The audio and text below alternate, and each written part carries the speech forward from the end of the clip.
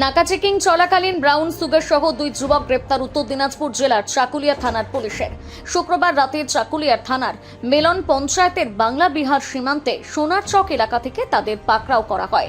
ধৃত দুই যুবক বিহারের কিষানগঞ্জের গলগলিয়ার বাসিন্দা। ধৃতদের নাম মোহাম্মদ সোহেল এবং পবন কুমার রাম। এদিন বাইক নিয়ে যাওয়ার সময় নাকা চেকিং একটি নাম্বারবিহীন বাইক আটক করে পুলিশ। সেটিতে তল্লাশি চালিয়ে উদ্ধার হয় প্রায় 415 গ্রাম ব্রাউন সুগার, যার বাজার মূল্য আনুমানিক 80 লক্ষ টাকা। খবর পেয়ে আসেন জয়েন্ট বিডিও তপন জানা। ঘটনায় ওই দুজনকে গ্রেপ্তার করার পাশাপাশি বাজেয়াপ্ত করা হয়েছে তাদের বাইক ও মোবাইলও। ব্রাউন সুগার পাচারের উদ্দেশ্যে তারা সেখানে এসেছিল বলে প্রাথমিকভাবে জানতে পেরেছে পুলিশ। এই পাচার চক্রে আরও কেউ জড়িত আছে কিনা তা খতিয়ে দেখছে পুলিশ।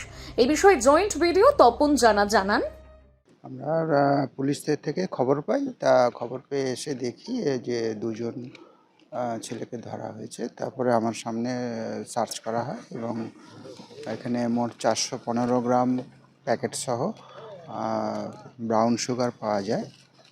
আর এইখানে যার বাজার মূল্য প্রায় 80 লক্ষ টাকা।